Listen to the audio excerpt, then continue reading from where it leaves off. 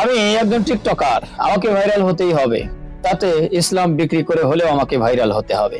দর্শক, এ কথাটা বলার পিছনে কারণ হলো পাশে যে ভিডিওটা আপনারা দেখতে পাচ্ছেন, ভিডিওটা এই রমজান মাসে করা।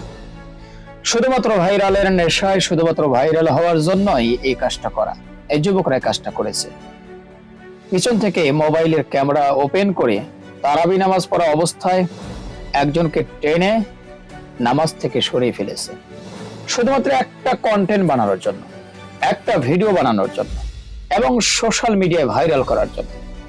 বাস এতটুকুই। এটা লাভ হলো ভিডিওটি ভাইরাল করা, পেজটা প্রমোট করা, ইউটিউব চ্যানেলটা গ্রো করা, ভিউ বাড়ানো, আর সবচেয়ে বড় লাভ হলো ডলার ইনকাম।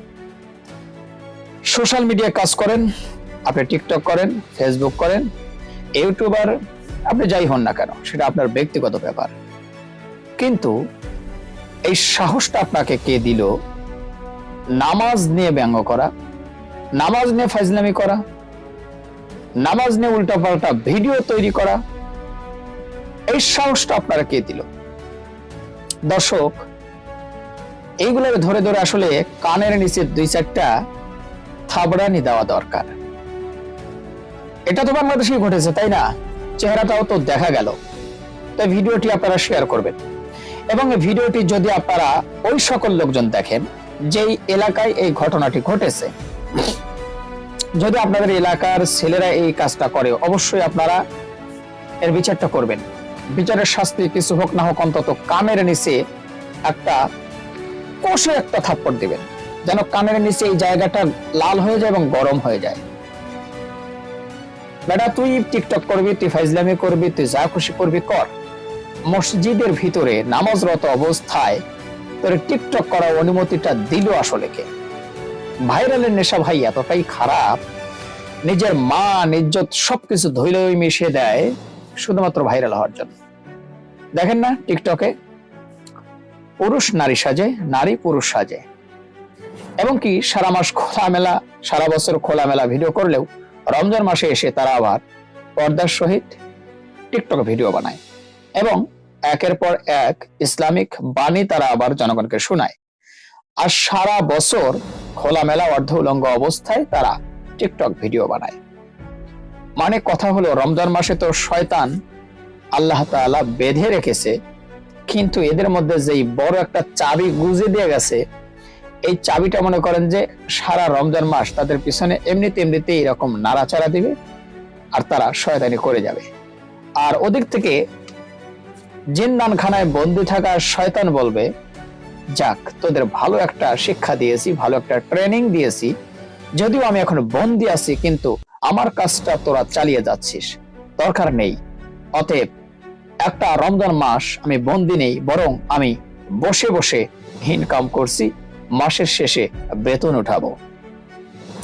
যাই হোক প্রিয় দর্শক, সবাইকে উদ্দেশ্য করে বলবো, যারা টিকটকার আছেন ভাই, এমনিতে আপনাদেরকে মানুষ প্রতিবন্ধী বলে, সবাই না, কিছু মানুষ শিক্ষা আবার এমন কিছু ভিডিও দেয় যেগুলো থেকে আসলে শিক্ষা পাওয়া যায়, এদের কথা আলাদা। তবে যারা বর্তমানে বান্দর খেলা দেখায়, তাদের উদ্দেশ্যে বলবো, নামাজ নিয়ে ফাজলামি করবেন না। দুনিয়ায় হয়তো শাস্তি নাও হতে পারে, জবাবদিহি নাও দিতে পারেন, জায়গা মতো ধরা খাবেন, পরকালে ধরা খেতে হবে। নামাজ নিয়ে কোনো ফাজলামি চলে না। ভালো থাকবেন, ভিডিওটা শেয়ার করবেন। হাসিনা যখন ক্ষমতায় ছিল, দেশে যখন তার হাতে পাওয়ার ছিল, গোয়ার তলে মনে করে যে ক্ষমতার চেয়ার ছিল, খালেদা জিয়া তখন খুবই অস্বস্তি এবং অসুস্থ ছিল। তাকে বারে বারে লন্ডন নেওয়ার চিন্তা করছে বিএনপির নেতাকর্মীরা, কিন্তু হাসিনা কোনোভাবেই খালেদা জিয়াকে সুস্থ হওয়ার জন্য বা চিকিৎসা করার জন্য দেশ থেকে কোনোভাবে বের হতে দেয় নাই। মানে হাসিনার একটা বক্তব্য ছিল যে জেলখানা থেকে বাড়িতে থাকার সুযোগ দিছি, এটাই তো অনেক কিছু, আবার আসামি আবার নিজের সুস্থতার জন্য লন্ডন যাইবার চায়, কি আশা রে, এটা হাসিনা বলছে বারে বারে। এখন আবার দেখেন, মানে কোথাকার পানি কোথায় গড়ে একটা কথা আছে না, দিনকাল কিভাবে উল্টে গেল। যেই হাসিনা আগে খালেদা জিয়াকে চিকিৎসা করার জন্য দেশের বাইরে যাইতে দেয় নাই, এখন নতুন করে আবার খালেদা জিয়া দেখেন হাসিনার নামে কি কথাটা কইছে, মজা পাইছে কথাটা, অবশ্য ভালো কথাই বলছে। দেখেন, হাসিনাকে মারার দরকার নাই, নিজে থেকেই শেষ হয়ে যাবে। চমৎকার একটা কথা বলছে। হাসিনাকে মারার দরকার নাই ভাই, হাসিনা নিজে থেকেই একদম নিঃশেষ হয়ে যাবে, অল্প অল্প করে ক্ষয় হয়ে হয়ে খসে খসে ধ্বংস হয়ে যাবে। এটা খালেদা জিয়ার কথা ভাই। হ্যাঁ, বিএনপির চেয়ারপারসন বেগম খালেদা জিয়ার কথা। তাছাড়া একটু বিস্তারিত জানাই, আর সবাইকে বলবো একটু ধৈর্য সহকারে ভিডিওটি দেখবেন, শুনবেন, প্রচুর পরিমাণে শেয়ার করবেন। আপনারা ভিডিওটা প্রচুর পরিমাণে শেয়ার করে দেবেন। তো চলুন মূল নিউজে চলে যাই, আর আমাদের পেজ নাসির অফিসিয়ালের নতুন ফলো করে দিন। সম্প্রতি বিএনপির চেয়ারপারসন বেগম খালেদা জিয়ার একটি বক্তব্য ভাইরাল হয়। 2014 সালের এই বক্তব্য খালেদা জিয়া বলেছিলেন, হাসিনাকে মারার আমাদের দরকার নাই, হাসিনা যতদিন থাকবে বাজে কথা বলবে, মানুষের কাছ থেকে তত ঘৃণিত হবে, নিগৃহীত হবে। হাসিনাকে কেউ মারতে চায় না, হাসিনাকে মারার প্রয়োজনও নেই, হাসিনা নিজে থেকেই শেষ হয়ে যাবে। আল্লাহর তরফ থেকেই গজব নেমে আসবে যে জুলুম নির্যাতন করেছে।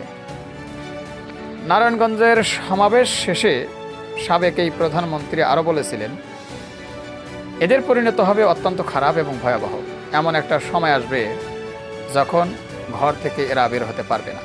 জনগণের ভয়ে, কাজেই তাদেরকে বলতে চাই, সামনে আপনাদের বড় দুর্দিন আছে, আর এই দুর্দিনে বড় নেতারা সব উড়ে যাবে আর আপনারা পড়ে থাকবেন।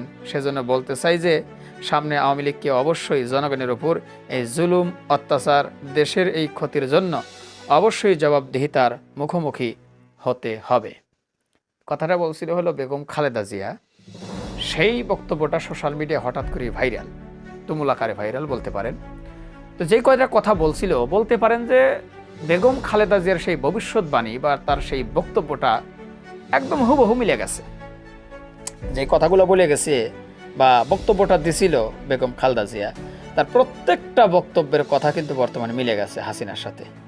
তো যাই হোক প্রিয় দর্শক শ্রোতা, ক্ষমতা চিরস্থায়ী নয়, দুনিয়াও চিরস্থায়ী নয়।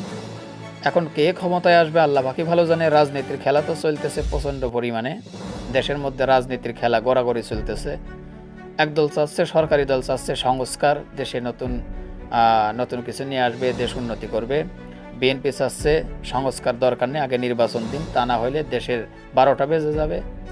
এক এক দল এক এক রকমভাবে রাজনীতি চালিয়ে যাচ্ছে। তো যাই হোক, যেই সামনে ক্ষমতায় আসুক না কেন, সাধারণ জনগণ হিসেবে আমাদের একটা দাবি থাকবে, সেইটা হলো হাসিনাকে দেখে হয়তো সব দলই বুঝে গেছে যে এই দেশ হাসিনার মতো পাওয়ারফুল স্বৈরচার থাকার পরেও, এতটা ক্ষমতাসীন থাকার পরেও অবশেষে তাকে পালাতে বাধ্য হয়েছে। অর্থাৎ পরবর্তীতে যারাই ক্ষমতায় আসেন, চাই বিএনপি, চাই ছাত্রদের নতুন দল, অথবা চরমোনাইয়ের দল, অথবা হেফাজত ইসলামের দল, অথবা ভিপি নূরের দল, যতগুলো দল আছে, যে দলই ক্ষমতায় আসেন না কেন, মূল কথা, মূল টার্গেটটা হলো আপনারা দেশের জন্য কাজ করবেন, জনগণের জন্য কাজ করবেন। পেটের জন্য কাজ করেন না, নিজেদের পেট গোডাউন বানানোর জন্য দেশের বাইরে বিভিন্ন দেশে নিজেদের বাড়ি ঘর সম্পদের পাহাড় করার জন্য জনগণের রক্ত চুষেন না, তাইলে হাসিনার মতো পরিণতিটা হবে। তো দেখা যাক ইনশাল্লাহ আগামী নির্বাচন হওয়ার পরে কে চেয়ার পায়, কারা চেয়ারে বসে। তবে যেই চেয়ার পাক, যেই চেয়ারে বসুক না কেন, তাদের জন্য শুভকামনা থাকবে এবং তারা যেন দেশের জন্য লড়ে যায়, দেশের জন্য কাজ করে যায়, এটাই আমরা চাইব। আশা করি আপনি জনগণ হলে আমার কথার সাথে একমত হবেন। তো একমতকে একটু কমেন্ট বক্সে জানান সবাই, আর ভিডিওটা শেয়ার করে দিন। পেজে নতুন হলে ফলো করুন নাসির অফিসিয়াল এই পেজটা। আর যারা ইতিমধ্যে ফলো দিয়েছেন সবাইকে অসংখ্য ধন্যবাদ জানিয়ে ভিডিওটা এখানে শেষ করছি। ভালো থাকবেন সবাই, আল্লাহ হাফিজ। আজকে সারাদিন সোশ্যাল মিডিয়া তোলপাড় যে কণ্ঠশিল্পী মমতাজ মারা গেছে। যদি সত্যি তাই হয়ে থাকে, তাহলে কে আর বলবে, কে আর গাইবে? আমার বন্ধু যখন বহু লইয়া আমার বাড়ির সামনে দিয়া রঙ্গ করে হাইটা যায়, ফাইটা যায়, ওরে বুকটা ফাইটা যায়, মরার কোকিলে আমার ঘুম ভাঙাইয়া গেল রে, মরার কোকিলে। যাই হোক প্রিয় দর্শক, একটু মজা করলাম, কিছু মনে করবেন না। কণ্ঠশিল্পী মমতাজ একসময় ফাইটা যায় খাতে মমতাজ সোশ্যাল মিডিয়ায় তোলপাড় সৃষ্টি করে এবং একসময় এমপিও হয়ে যায় এবং সংসদে দাঁড়িয়ে একের পর এক তেল মারে বিগত সরকার শেখ হাসিনার সংসদে দাঁড়িয়ে তাকে খুশি করার জন্য একের পর এক তাকে নিয়ে গান লেখে এবং সংসদে তার কাজটাই ছিল গান গেয়ে মানুষদেরকে একটু আনন্দ উৎসব দেওয়া। দেশ কিভাবে চললো না চললো, তার এলাকা কীভাবে চললো, ওটা আসলে তার দেখার বিষয় নয়। তার উপর তেল মারার একটা সিস্টেম ছিল। যাই হোক প্রিয় দর্শক, আসলে কণ্ঠশিল্পী মমতাজ মারা গেছে কিনা সেটা কিন্তু আজকে আপনারা জানতে পারবেন। ইতিমধ্যেই গত কয়েকদিন যাবৎ কিছুদিন শোনা যায় যে শেখ হাসিনা ভারতে মারা গিয়েছে, আবার শোনা যায় ওবায়দুল কাদের মারা গিয়েছে, আবার এখন আবার শোনা যাচ্ছে যে দুবাইয়ে রোড অ্যাক্সিডেন্ট করে মারা গিয়েছে শিল্পী মমতাজ। তো চলুন একটু আপনাদেরকে জানাই যে আসলেও সে মারা গিয়েছে কিনা। আর সবাইকে বলবো একটু ধৈর্য সহকারে দেখবেন, শুনবেন এবং শেয়ার করে দেবেন। নাসির অফিসিয়াল এই পেজটি নতুন হলে ফলো করবেন। চলুন একটা লাইক দিয়ে মূল নিউজে চলে যাই। আচ্ছা, সম্প্রতি দুবাইয়ে গাড়ি অ্যাক্সিডেন্টে শেষ নিঃশ্বাস ত্যাগ করলেন কণ্ঠশিল্পী মমতাজ শীর্ষক একটি তথ্য সামাজিক যোগাযোগ মাধ্যমে ছড়িয়ে পড়েছে। এ নিয়ে বিভিন্ন পোস্টের মন্তব্যের ঘরে একটি ভিডিও লিংক যুক্ত করা হয়। তবে তথ্য যাচাইকারী প্রতিষ্ঠান ফ্যাক্ট চেকিং নিউমার স্ক্যানার জানিয়েছে এ ধরনের তথ্য সঠিক নয়। তার মানে শিল্পী মমতাজ মারা যায়নি। যারা তার ভক্তবৃন্দ আছেন, যারা তার গান শুনে দিনরাত পার করেন, তাদের জন্য প্রথমে একটা ভয়ের সংবাদ ছিল, সর্বনাশ কি কয়, মমতাজ মারা গেছে, কে শোনাবেন আমাদের মধুর কণ্ঠে গান? মারা যায়নি। হ্যাঁ, নিউমার স্ক্যানার টিমের অনুসন্ধানে জানা যায় সাবেক এমপি ও কণ্ঠশিল্পী মমতাজ বেগম দুবাইয়ে সড়ক দুর্ঘটনায় নিহতের দাবিটি সঠিক নয়, বরং কোনো তথ্য প্রমাণ ছাড়াই আলোচিত দাবিটি সামাজিক যোগাযোগ মাধ্যমে প্রচার করা হচ্ছে। শুরুতে আলোচিত দাবিটির সূত্রপাতের বিষয়ে অনুসন্ধান করে নিউমার স্ক্যানার টিম। অনুসন্ধানে গতকাল ৩ মার্চ দুপুর 2টা 5 মিনিটে প্রকাশিত সম্ভাব্য প্রথম পোস্টটি খুঁজে পাওয়া যায়। ওই পোস্টে দাবি করা হয় যে দুবাইয়ে গাড়ি অ্যাক্সিডেন্টে শেষ নিঃশ্বাস ত্যাগ করলেন কণ্ঠশিল্পী মমতাজ।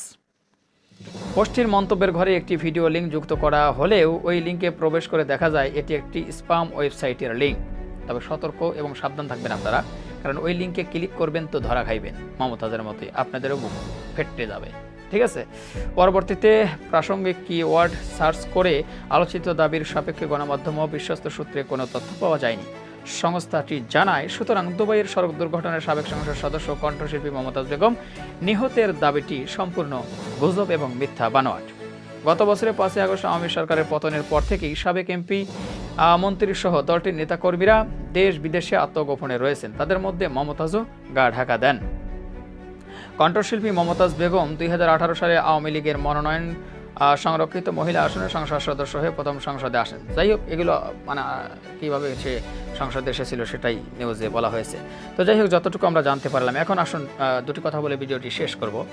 কণ্ঠশিল্পী মমতাজ মারা যায়নি, তবে আমি মনে করি যে যারা দেশের টাকা লুট করেছে, সাধারণ জনগণের রক্ত চুষিয়ে খেয়ে দেশের টাকাগুলো বিদেশ পাচার করেছে এবং দেশের সাধারণ জনগণকে ধ্বংস করে তাদের নিজেদের পেট ভারী করার জন্য, নিজেরা সুখে শান্তি থাকার জন্য বিশ্বের বিভিন্ন দেশে তারা কারি টাকা পাঠিয়ে ওখানে ঘরবাড়ি, জায়গা জমি সব কিছু করেছে। তো আসলে মনে করি যে তাদের বিচার না হওয়া পর্যন্ত তাদের মৃত্যু না হওয়াটাই ভালো। তাদের আমরা বিচার আসলে সচক্ষে দেখতে চাই, নাকি বলেন আপনারা? একটু কমেন্ট বক্সে জানান তো সবাই। আর প্রথমে কারা কারা ভয় পেয়েছিলেন শিল্পী মমতাজের মৃত্যুর খবর শুনে? আপনারা কি চান? শিল্পী মমতাজকে অত সহজে মারা যাবে, নাকি সে যে তেল মেরে গেছে একসময় কিন্তু তেল মারছে ভাই, প্রচুর পরিমাণে তেল মারছে। সংসদে দাঁড়িয়ে সাবেক প্রধানমন্ত্রী শেখ হাসিনাকে খুশি করার জন্য নানা ধরনের গান গেয়েছে। তো যাই হোক, কথা বাড়াবো না, ভিডিওটি লম্বা হয়ে যাবে। তো সবাইকে বলবো ভিডিওটি শেয়ার করবেন, মতামত কমেন্ট বক্সে জানাবেন, পেজ নাসির অফিসিয়াল নতুন হলে ফলো করবেন। যারা করেছেন ধন্যবাদ, ভালো থাকবেন, আল্লাহ হাফেজ। নতুন একখানা আইন চালু হয়ে গেছে। উন্মুক্ত স্থানে নারী এবং পুরুষ ধূমপান করলেই পাছার মধ্যে বাড়ি হবে। দিশা পাও না? হঠাৎ করে সবকিছুর মধ্যে বিড়ির দাম বাড়লো কেন? সিগারেটের দাম বাড়লো কেন? একটা সিগারেটের দাম ছিল যেটা 8 টাকা, একটা সিগারেটের দাম ছিল যেটা 5 টাকা, হঠাৎ করে 10 টাকা, 12 টাকা, 15 টাকা হয়ে গেল, তাও দিশা পাও না। অবশেষে স্বরাষ্ট্র উপদেষ্টা কঠিন একখান কথা কয়া দিছে। কথাটা আমার কাছে খুব ভালো লাগছে। কথাটা হইল, উন্মুক্ত স্থানে নারী অথবা পুরুষ ধূমপান সম্পূর্ণ নিষিদ্ধ। ধূমপান করলে পাছায় একখান বাড়িতে লাল করে দিব। প্রিয় দর্শক শ্রোতা, ধূমপান এমন একটা জিনিস মানুষ জানিয়া শুনে বিষ পান করে। ধূমপান সিগারেটের গায়ের সাথে লেখা থাকে, সিগারেটের খোলের গায়ের সাথে, যে ধূমপান মৃত্যু ঘটায়, ধূমপান ক্যান্সারের কারণ এবং কি ভয়ঙ্কর কিছু ছবি দেওয়া থাকে। তারপরেও মানুষ ধূমপান করা থেকে বিরত থাকে না। ডক্টর ইউনূস সরকার সহ উপদেষ্টা মণ্ডলীরা দেখলো মানুষের সতর্ক করার জন্য, বিড়ি কোম্পানি দায় এড়ানোর জন্য বিড়ির গায়ের মধ্যে লিখে দিছে যে ধূমপান ক্যান্সারের কারণ, ধূমপান মৃত্যুর কারণ, ধূমপান পচনশীল। তারপরেও যখন মানুষ ধূমপান বাদ দেয় না, ধূমপান বাদ দেওয়ার জন্য কঠিন একটা কাজ করলো। আর কাজটা হইলো প্রত্যেকটা বিড়ির শলাকা, প্রত্যেকটা সিগারেটের শলাকার প্রতি 3 থেকে 4 টাকা 5 টাকা দাম বাড়ায় দিল। চিন্তা করলো হয়তো অনেক মানুষ এই বিড়ি দাম দিয়ে কিনে খাবে, ধোঁয়া দাম দিয়ে কিনে খাবে, যার কারণে এত টাকা খরচ করা লাগবে, হয়তো আর খাবে না। কিন্তু বাঙালি জাতি যাই করুক তাই করুক, শেষ রাতে যে ভাত খায়, সারাদিন রোজা রাখে, আর ইফতারি 2 মুঠ ছোলাবন্দি মুড়ি মুখের মধ্যে দিয়ে দৌড় দিয়ে চলে যায় দোকানে অথবা ঘরের বাইরে। মাগরিব নামাজ পড়ার আগেই কিন্তু মুখে একটা বিড়ির শলাকা লাগায় ঠাস করে মেজ দিয়ে ধরাইয়া 2টা শুক টান দিয়ে কয় সারাদিন রোজা রাখলেও সব রোজার ক্লান্তি দূর হইল শুধুমাত্র সিগারেটের পুটকিতে 2টা টান মারিয়া। প্রিয় দর্শক শ্রোতা, এই হলো বাঙালি। ধূমপান ছাড়া আসলে যারা ধূমপান খায় তাদের চলে না। যারা ধূমপান করে, যারা বিড়ি খায়, যারা সিগারেট খায়, তাদের যদি হঠাৎ করে জিজ্ঞাসা করেন ভাই বিড়ি খান কেন, ধূমপান করেন কেন, সিগারেট খান কেন, তারা একটা কথা আপনাকে জবাব দিবে, ভাই রে ভাই কেন বিড়ি খাই, কেন ধূমপান করি আপনি কি জানেন? আপনি বলবেন না ভাই জানি না, আমার একটু জানায় দেন। তারা বলবে আমরা এই জন্য বিড়ি খাই। বিড়ির যদি টান না মারি, উপর দিয়ে যদি টান না দেয়, নিচ দিয়ে মশলা বের হয় না। আপনি চিন্তা করবেন ঘটনাটা বুঝলাম না, ও তখন আপনার ভালো করে ব্যাখ্যা বিশ্লেষণ করে বুঝাইয়া দিবে। মুখ দিয়ে যদি ধূমপানের টান মারা যায়, পিছনের গোয়া দিয়া মল গু যে যাই বলেন বের হয়। অনেক বাঙালি জাতি আছে যারা হইলে মনে করেন যে আগে এগুলো দেখা গেছে সকালবেলা কামলারা কামলা দেওয়ার জন্য টুপরি মাথায় নিয়ে কোদাল হাতে নিয়ে চড়ার মধ্যে চলে গেছে, এবং কি আইলের উপর বসিয়া উপর দিয়ে ধূমপান করতেছে, বিড়ি টানতেছে, ধুমা ছাড়তেছে, আর পিছনে পাছা দিয়ে গু ছাড়তেছে। এখন চাচা মিয়ার যদি প্রশ্ন করা যায়, চাচা মিয়া একসাথে 2 কাম কেমনে করেন? হয় খান না হয় হাগেন, আগে হাগেন না হয় পরে খান, না হয় তো আগে খান পরে হাগেন। চাচা বলবে কিচ্ছু বোঝো না বাতিজা, এইটা যদি না খাই পিছন দিয়ে তো মাল মশলা বেরই হবে না। তো এই তো অবস্থা ভাই। কিন্তু স্বরাষ্ট্র উপদেষ্টা বর্তমানে বলে দিছে উন্মুক্ত স্থানে খোলামেলা জায়গায় সুন্দর জায়গায় ধূমপান করলেই খবর আছে, সে নারী অথবা পুরুষ যেই হোক না কেন। কথাটা আমার কাছে ভালো লাগছে, কারণ একটা পরিবেশ নষ্টর বিষয় আছে। এখন গাড়িতে উঠলে সেখানে ধূমপান, রিক্সায় উঠলে ধূমপান, বাসে উঠলে ধূমপান, একটা চাষটলে বসলে ধূমপান, যেখানেই যান না কেন ধূমপান। ছোট্ট বাচ্চাদেরকে ধূমপানের এই যে ধোঁয়াগুলো তাদের নাকের মধ্যে পৌঁছায়, সেটা শ্বাসনালীতে গিয়ে পৌঁছায়, তাদের ভিতরে রোগ জন্মায়। আপনি হয়তো ধূমপান করেন, আপনার ক্ষতি হবে কিনা জানি না, কিন্তু ছোট্ট একটা বাচ্চার মধ্যে যদি আপনার এই ধোঁয়াটা যদি পৌঁছায় যায়, তার ক্ষতি হবে। তো অবশ্যই এই বিষয়টা স্বরাষ্ট্র উপদেষ্টা যে আইন করছে আমার কাছে খুব ভালো লাগছে। আপনাদের কাছে কেমন লাগছে সেটা কমেন্ট বক্সে জানাবেন। আপনারা চিন্তা করবেন তোমার কাছে তো ভালো লাগবেই, তুমি হুজুর মানুষ, তুমি তো আর বিড়ি খাবার পারো না, কিন্তু আমরা খাই, আমরা বিড়ি না খেলে জাগবার পারি না, এটুকু তুমি বোঝো না? ওরে ভাই বাদ দিয়ে দাও, রোজার মাস একটা আইছে, এই সুযোগে যদি বাদ দিবে না পারো তাইলে কেবা করে বাদ দিবে, বাদ দিয়ে দাও, দেখবে যে এমনি এমনি হাগা আসবে, কোনো সমস্যা নেই। ভাত খাবে, পেট ফুলবে, হজম হবে, পিছন দিয়ে বাড়া যাবে। বিড়ি দিয়ে ঠেলিয়ে পাশা দিয়ে গু বাইর করে লাগবে, আর কোনো মানে আছে? উন্মুক্ত স্থানে নারী এবং পুরুষ ধূমপান নিষিদ্ধ, স্বরাষ্ট্র উপদেষ্টা একটা বক্তব্য দিছিল, আর এটাই হলো তার সবচেয়ে বড় অপরাধ। এখন স্বরাষ্ট্র উপদেষ্টাকে বাদ দিতে হবে। দর্শক, এই যে আমাদের বাংলাদেশ, বুঝছেন, এই হলো আমাদের বাংলাদেশ। আমরা তো মাঝে মাঝে বলি যে আমার সোনার বাংলাদেশে নতুন করে আমরা কোরআনের রাজ কায়েম করব। বাংলাদেশে কোরআনের রাজ কায়েম হবে, বাংলাদেশে কোরআন অনুযায়ী সংসার চলবে, কোরআন অনুযায়ী দেশ চলবে।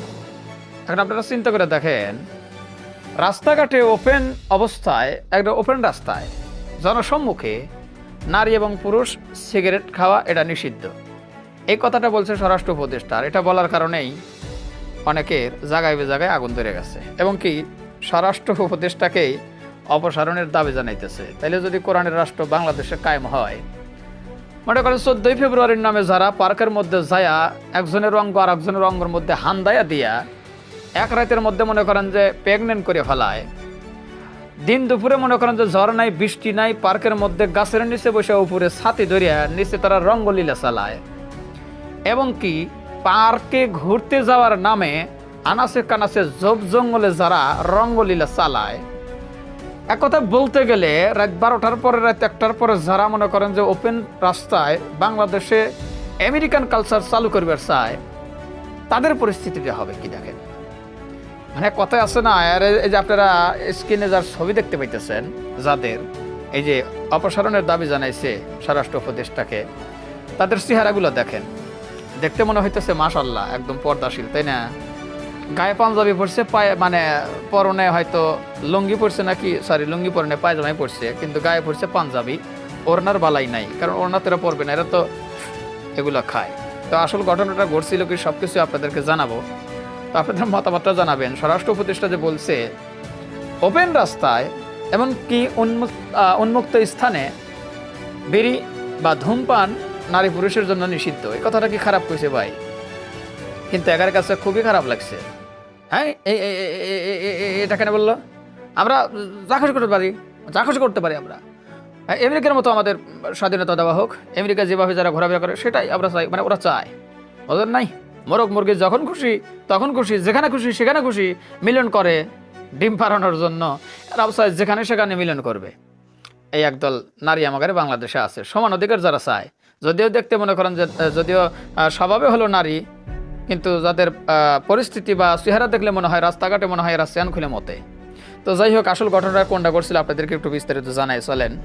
ধূমপান নিয়ে স্বরাষ্ট্র উপদেষ্টার বক্তব্যের প্রতিবাদে কুশপুত্তলিকা দাহ অপসারণ দাবি। আচ্ছা, সব ঘটনা আপনাদের একটু বিস্তারিত খুলে বলি যে আসলে কি ঘটনা ঘটছিল আর স্বরাষ্ট্র উপদেষ্টা কেন এই ধূমপান ওপেনে নিষিদ্ধ করছে, কেন চলুন একটু জানাই। লালমাটিয়ায় প্রকাশ্যে ধূমপান করা নিয়ে 2 তরুণীকে লাঞ্ছনার ঘটনার জেরে স্বরাষ্ট্র উপদেষ্টা জাহাঙ্গীর আলম চৌধুরী কুশপুত্তলিকা দাহ করেছে বিক্ষোভকারীরা। রাজধানী ঢাকার লালমাটিয়ায় চায়ের দোকানে ধূমপান করা নিয়ে 2 তরুণীকে শারীরিক লাঞ্ছিতের ঘটনা ঘটে গত শনিবার। পরের দিন সাংবাদিকরা ওই ঘটনার বিষয়ে তারা মন্তব্যে জানতে চাইলে তিনি বলেন, আমি যতটুকু জেনেছি তারা 2 তরুণী, তারা নাকি সিগারেট খাচ্ছিল। কিছু লোক সেখান দিয়ে নামাজ পড়তে যাচ্ছিল, তারা বাধা দেওয়ায় তাদের উপর চা ছুঁড়িয়ে মেরেছিল। অর্থাৎ 2 জন মিয়া মানুষ চা স্টলের মধ্যে দাঁড়া থেকে সিগারেট খাচ্ছিল, কিছু পুরুষ মানুষ নামাজে যাচ্ছিল, তারা একটু বাধা দিচ্ছে, কি ব্যাপার তোমরা মিয়া মানুষ হইয়া রাস্তার মধ্যে দাঁড়াইয়া বান্দরের মতো সিগারেট খাইতেছ, বাধা প্রদান করছে। আর মহিলারা এতটাই সাহসী, বীর সৈনিক ভাই, সাদা নামাজি ব্যক্তির উপরে ছুঁড়ে মারছে। খুব ফাইন, তাই না? আচ্ছা, কমেন্ট বক্সে জানাবেন আগে আপনাদের মতামত, ভিডিওটা প্রচুর পরিমাণে শেয়ার করবেন। আপনারা কি চান কমেন্ট বক্সে জানাবেন, আগেই না। পুরো নিউজটা শোনেন। আচ্ছা, তিনি বলেন, পাবলিক প্লেসে ধূমপান নারী পুরুষ উভয়ের জন্য অপরাধ, তাই সবাইকে অনুরোধ করব কেউ যেন উন্মুক্ত স্থানে ধূমপান না করে।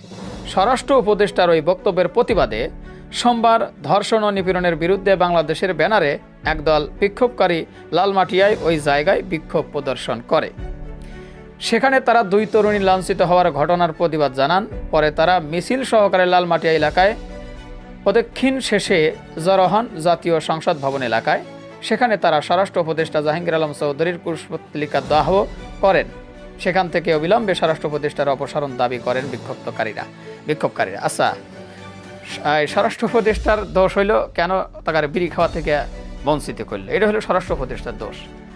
আর নারী লাঞ্ছিত হয়েছে তাদের কাছে, তারা দাঁড়া থেকে চায়ের দোকানে বিড়ি খাইতেছে, তুই নামাজ পড়বার যাইতেছো, যা, আমাকে নিষেধ করলো কিসের জন্য?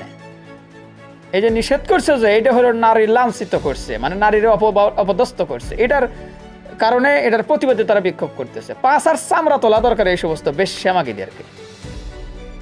এগুলো ভাই, এগুলোর পেট থেকে জন্ম নেয় ওই তসলিমা নাসরিন বেশ্যা ছিল না, যে বলছিল যে বাংলাদেশে যে আজান দেওয়া হয়, গোটা বিশ্বের মধ্যে মুসলমানরা যে আজান দেয়, সেই আজানের ধ্বনি নাকি বেশ্যার আওয়াজের মতো শোনা যায়, নাউজুবিল্লাহ। তো এদের পেট থেকে এগুলোই জন্ম নেবে, ওপেন রাস্তায় বিড়ি খাবে, ওপেন রাস্তায় আকাটাপানা করে বেড়াবে। আর এগুলো বলতে গেলে মনে করেন যে চা ছুঁড়ে মারবে, আবার পরবর্তীতে বলতেছে তারাই নাকি লাঞ্ছিত করছে বা তারাই নাকি লাঞ্ছিত হয়েছে এই পুরুষ মানুষের কাছে। কি বলবো ভাই, ভাষা খুঁজে পাচ্ছি না, বুঝছেন? আপনাদের মতামতগুলো একটু জানায় দেন তো ভাই, সবাই একটু কমেন্ট বক্সে আপনাদের মতামতগুলো জানায় দেন। আর এই যে পাঞ্জাবি পরা মেয়ে সাওয়ালগুলা অন্না সারাই মনে হয় রাস্তায় নামছে, বিক্ষোভ করবার লেগে নামছে, এগারে কি করবেন আপনারা? এরা স্বাধীনতা চাই ভাই, রাস্তায় দাঁড়া থেকে বেটা সাওয়ালের মতো মনে করেন সেন্টার টান দিয়ে খুলে মুততে চাই। এরা স্বাধীনতা চাই, রাস্তাঘাটে ওপেন যা খুশি করে বেড়াবো, আমার বয়স হয়েছে, আমার সময় হয়েছে, যা খুশি করে বেড়াবো, তুমি বলার কে? এরা এটা চায় কি? আপনারা অনুমতি দিবার চান? বাংলাদেশে, সোনার বাংলাদেশে, ওলিয়া উলিয়ার বাংলাদেশে, হাফেজ আলেমদের বাংলাদেশে, গোটা বিশ্বের মধ্যে সব জায়গার মধ্যে প্রত্যেকটি রমজান মাসে ফার্স্ট হয়ে আছে বাংলাদেশের হাফেজগুলো। এই ওলিয়া উলিয়াদের দেশে, কোরআনের বাংলাদেশে এই বেহায়াপনা নির্লজ্জতা চলুক, এটাকে আপনারা চান? একটু কমেন্ট বক্সে জানান, আপনারা সবাই কমেন্ট বক্সে জানান, আর ভিডিওটা শেয়ার করে দিন। ভালো থাকবেন, আল্লাহ হাফেজ। গরম এবং খুবই গুরুত্বপূর্ণ একটা সংবাদ আছে আপনাদের জন্য। সবাইকে বলবো একটু ধৈর্য সহকারে আপনাদেরকে দেখতে হবে, শুনতে হবে।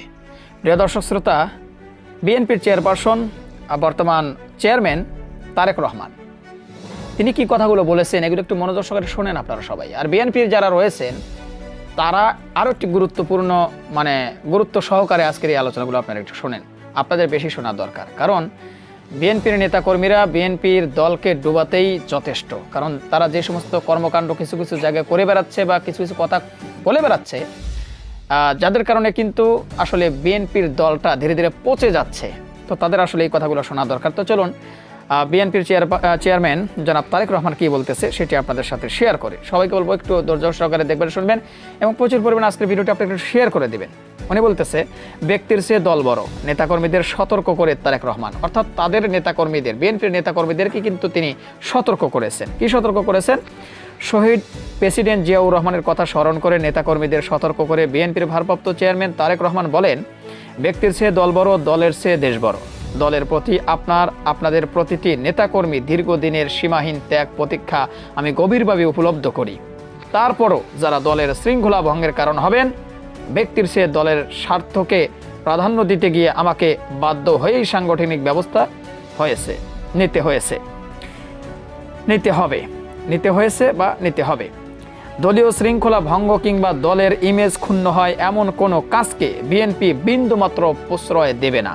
ভালো করে বুঝে নেন, বিএনপি নেতাকর্মীরা যারা আছেন তাদের এই জিনিসটা সকলের জানা দরকার। বৃহস্পতিবার 27 ফেব্রুয়ারি সকাল 10টার পর জাতীয় সংসদ ভবনের এলডি হল প্রাঙ্গণে দলটির বর্ধিত সভায় ভার্চুয়ালি যুক্ত হয়ে তিনি কথা বলেন। তারেক রহমান বলেন, বাংলাদেশের গণতন্ত্রকামী জনগণের আশা আকাঙ্ক্ষার প্রতীক বাংলাদেশ জাতীয়বাদী দল বিএনপির বর্ধিত সভা দীর্ঘ 7 বছর পর অনুষ্ঠিত হচ্ছে।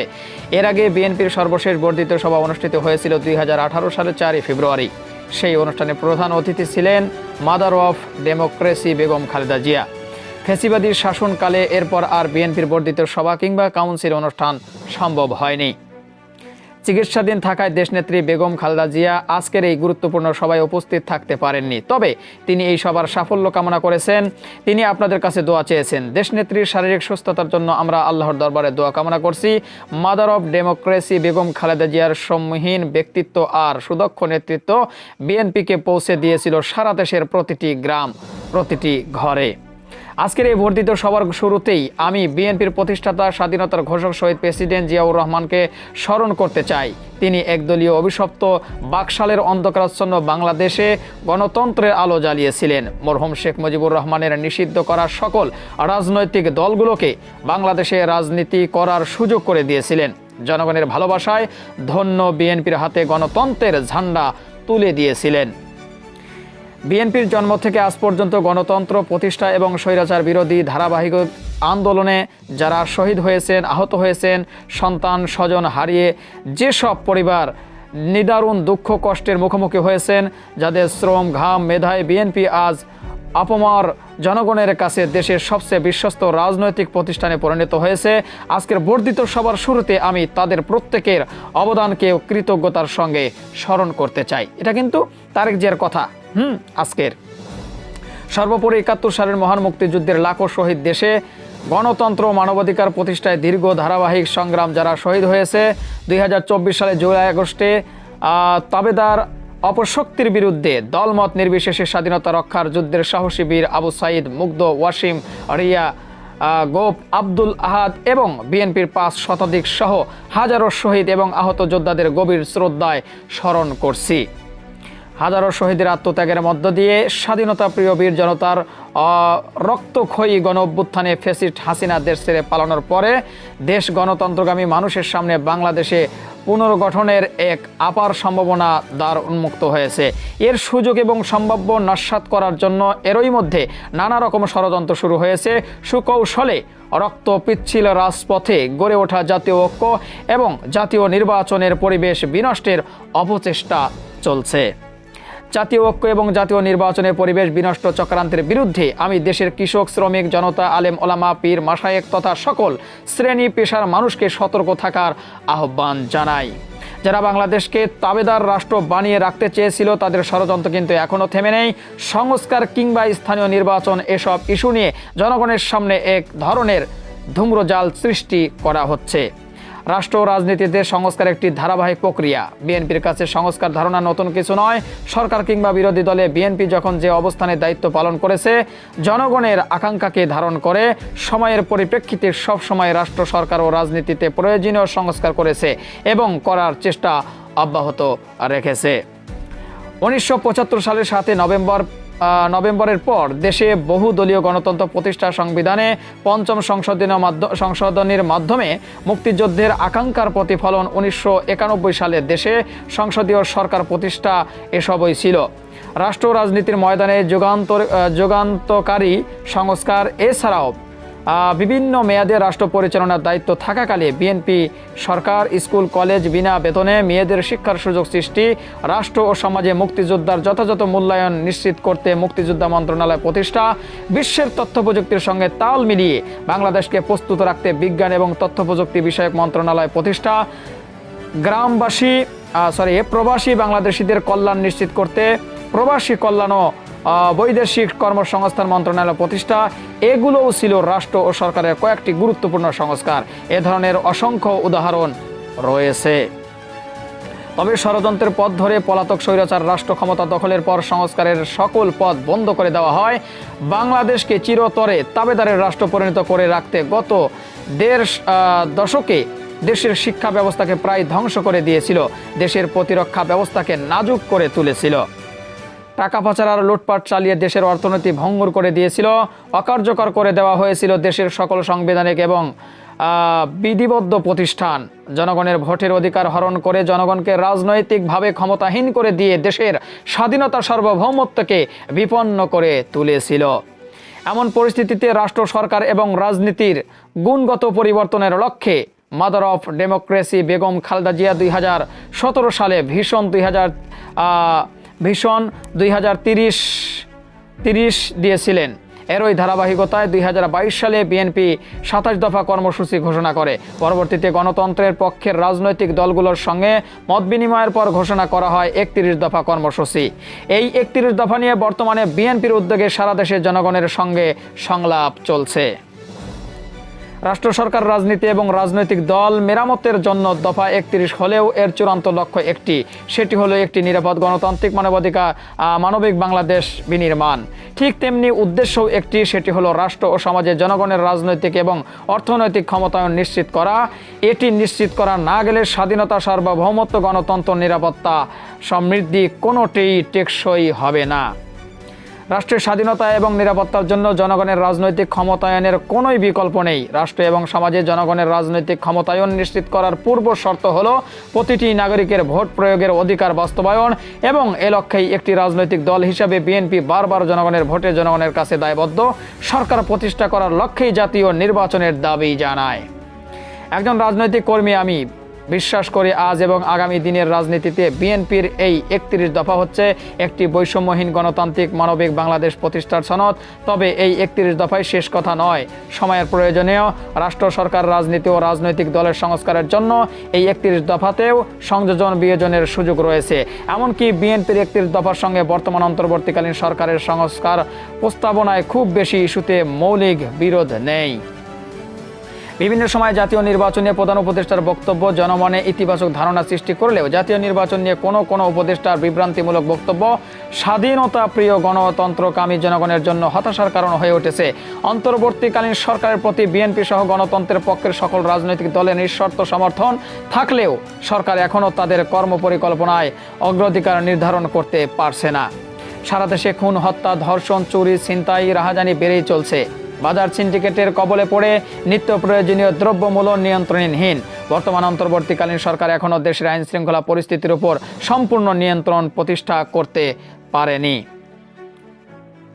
সরকার যেখানে দেশের বাজার পরিস্থিতি কিংবা আইন শৃঙ্খলা পরিস্থিতি নিয়ন্ত্রণ কাঙ্ক্ষিত সফলতা অর্জন করতে পারছে না, সেখানে জাতীয় নির্বাচনের আগে স্থানীয় নির্বাচন অনুষ্ঠানের নামে কেন দেশের পরিস্থিতি আরও ঘোলাটে করতে চাইছে, এটি জনগণের কাছে বোধগম্য নয়। গণতন্ত্রগামী জনগণ মনে করে স্থানীয় নির্বাচন অনুষ্ঠিত হলে সেটি হবে বাংলাদেশে পলাতক স্বৈরাচারের দোসরদের পুনর্বাসনের একটি প্রক্রিয়া, যা সরাসরি গণ অভ্যুত্থানের আকাঙ্ক্ষা বিরোধী, গণহত্যাকারী, টাকা পাচারকারীর দুর্নীতিবাজ মাফিয়া চক্রকে পুনর্বাসন প্রক্রিয়ায় এই ফাঁদে বিএনপি পা দেবে না। বিএনপি জনগণের কাছে প্রতিশ্রুতিবদ্ধ, আগামী জাতীয় নির্বাচনে বিএনপি জনরায়ে রাষ্ট্র পরিচালনার দায়িত্ব পেলে গণহত্যাকারী, মানবতা বিরোধী অপরাধীদের বিচারের মুখোমুখি করবে।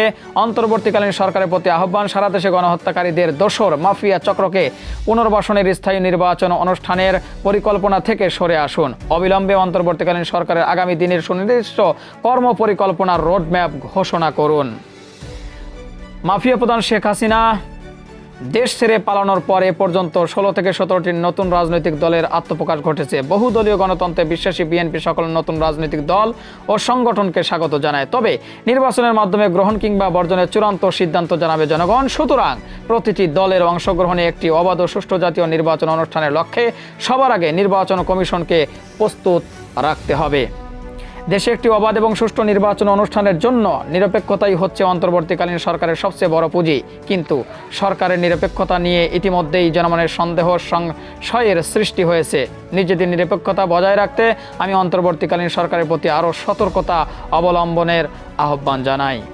এবার আমি সারা দেশে বিএনপির নেতাকর্মী, বিশেষ করে এই বর্ধিত সভায় উপস্থিত নেতৃবৃন্দ উদ্দেশ্যে কয়েকটি কথা বলতে চাই। দীর্ঘদিন থেকে আমি আপনাদের কাছ থেকে শারীরিকভাবে দূরে থাকলেও যোগাযোগ এবং কর্মপরিকল্পনার মাধ্যমে আমি কখনোই আপনাদের কাছ থেকে দূরত্ব অনুভব করিনি। আমার মনে হয় এখনই উপস্থিতি এমন কয়েকজনকে পাওয়া যাবে না যার সঙ্গে আমার অন্তত একবার হলেও কথা হয়নি কিংবা টেক্সট মেসেজ অবদান প্রদান করা হয়নি। তবে আজ এখানে সবাইকে একত্রিত পেয়েছি, আপনাদের অভিনন্দন। আমি বিশ্বাস করি যে দলে আপনার মতো ত্যাগী এবং সাহসী নেতাকর্মীরা রয়েছে, যে দলকে কোনো স্বৈরাচারই দমিয়ে রাখতে পারে না। আমরা এমন একটি বাংলাদেশ গড়তে চাই যে দেশে মুসলমান, হিন্দু, বৌদ্ধ, খ্রিস্টান তথা দলমত, ধর্ম, বর্ণ নির্বিশেষে সবাই সমান অধিকার ভাগ করে 56,000 বর্গমাইল এই দেশে ভূখণ্ডে বসবাসকারী আমাদের সকলের একটি পরিচয়, আমরা বাংলাদেশি। তো যাই হোক প্রিয় দর্শক শ্রোতা, তাছাড়াও আরও অনেক কথাই বলেছে, আসলে ভিডিওটা অনেক লম্বা হয়ে যাচ্ছে যার কারণে আর বাড়াইতে পারলাম না। তো অবশ্যই আর আপনাদের মূল্যবান মতামতটা জানিয়ে দেবেন, পারলে ভিডিওটি শেয়ার করবেন, পেজে নতুন হলে ফলো করবেন। যারা ইতিমধ্যে ফলো দিয়েছেন সবাইকে ধন্যবাদ জানিয়ে ভিডিওটি শেষ করছি। সে পর্যন্ত সবাই ভালো থাকবেন, সুস্থ থাকবেন। আল্লাহ হাফেজ।